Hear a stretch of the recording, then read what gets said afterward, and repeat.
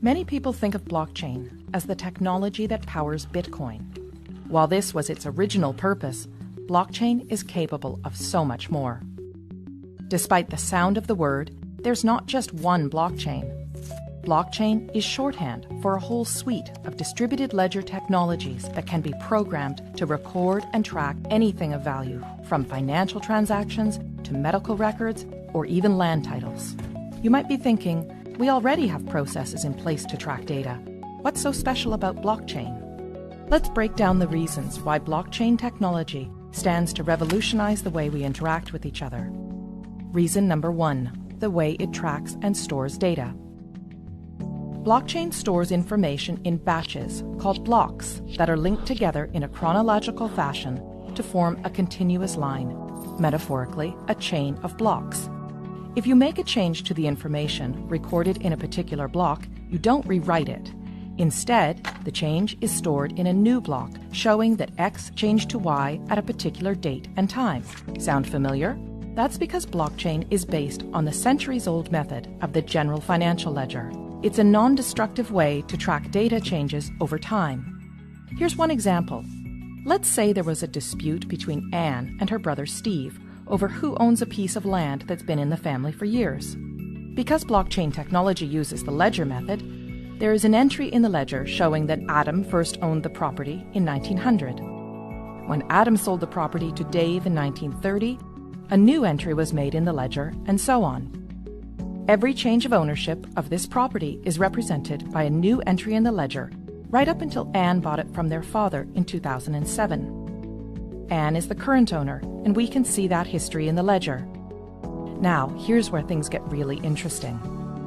Unlike the age-old ledger method, originally a book, then a database file stored on a single system, blockchain was designed to be decentralized and distributed across a large network of computers. This decentralizing of information reduces the ability for data tampering and brings us to the second factor that makes blockchain unique. It creates trust in the data. Before a block can be added to the chain, a few things have to happen. First, a cryptographic puzzle must be solved, thus creating the block. The computer that solves the puzzle shares the solution to all of the other computers on the network. This is called proof of work.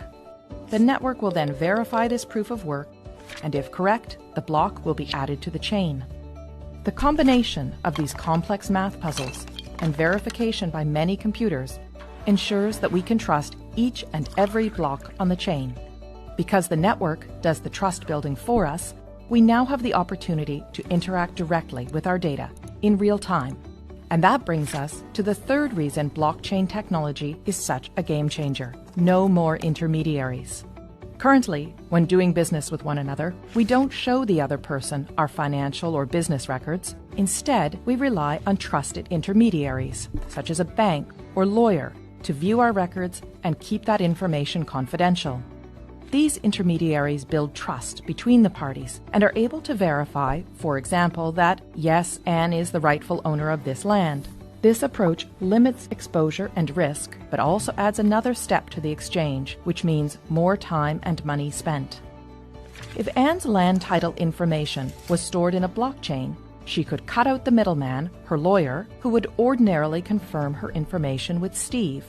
As we now know, all blocks added to the chain have been verified to be true and can't be tampered with, so Anne can simply show Steve her land title information secured on the blockchain. Anne would save considerable time and money by cutting out the middleman.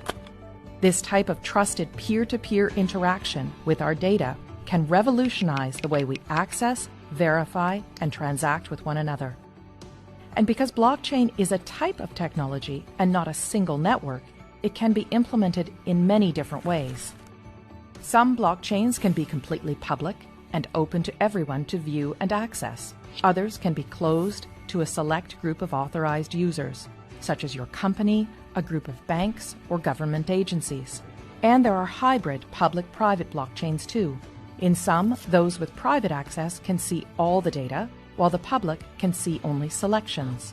In others, everyone can see all the data, but only some people have access to add new data. A government, for example, could use a hybrid system to record the boundaries of Anne's property and the fact that she owns it while keeping her personal information private. Or it could allow everyone to view property records but reserve to itself the exclusive right to update them. It is the combination of all these factors, decentralizing of the data, building trust in the data, and allowing us to interact directly with one another and the data, that gives blockchain technology the potential to underpin many of the ways we interact with one another. But, much like the rise of the Internet, this technology will bring with it all kinds of complex policy questions around governance, international law, security, and economics. Here at the Centre for International Governance Innovation, we seek to bring trusted research that will equip policymakers with the information they need to advance blockchain innovations, enabling economies to flourish in this new digital economy. Learn more about our work on blockchain technology by visiting our website and social media channels.